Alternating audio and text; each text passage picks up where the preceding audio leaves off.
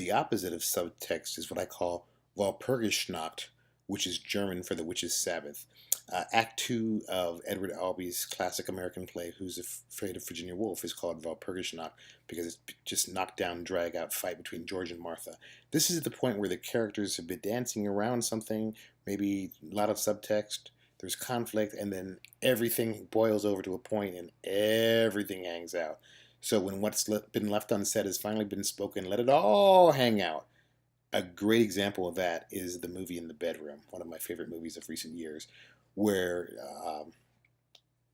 Tom Wilkinson and Sissy Spacek have lost their son, and they are not communicating or grieving well, and they have a hellacious fight, and it's an amazing scene. Some tips from Dean Batali.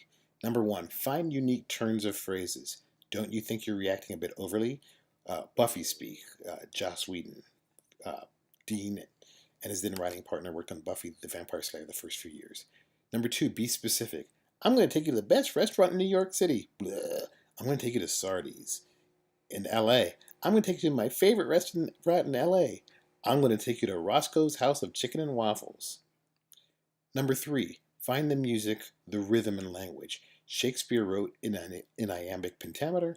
David Mamet writes in what we call jazz, just jazz riffs, improvisation. It's just so cool.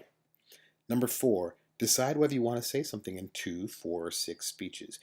Don't just do a massive data dump and have it all come out at once. Blah. Mamet's 3 questions. Who wants what from whom? What happens if they don't get it? Why now?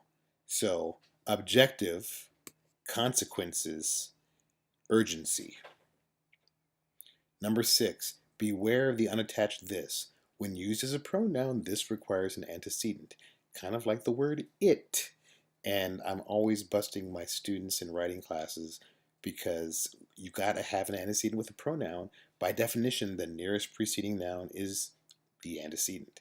And usually it's what we call squinting because there's a mismatch. Number 7, people speak differently. Tennessee Williams, Stanley Kowalski, and Blanche DuBois don't sound alike. Stella! Whoever you are, I've always depended on the kindness of strangers. Number 8, when you're writing comedy, put checks by jokes. A sitcom ideally needs 4 per page. By the way, if you're writing comedy, if you're pitching a comedy, your pitch better make me laugh, or at least smile.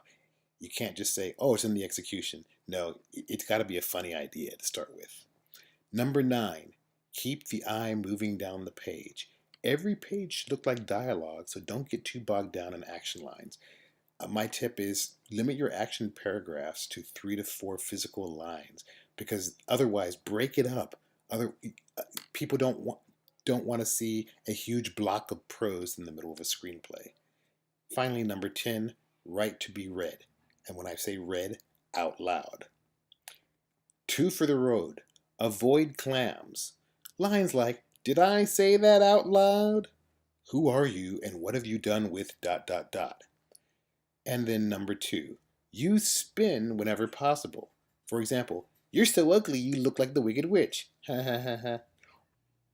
Or, I loved you in The Wizard of Oz, which is spoken by Tom Hanks' character in A League of Their Own. Or, she's still mad because someone dropped a house on her sister, which is spoken by the character Otho in Tim Burton's 80s comedy Beetlejuice. That joke works especially well because it calls upon the audience to remember plot elements from The Wizard of Oz.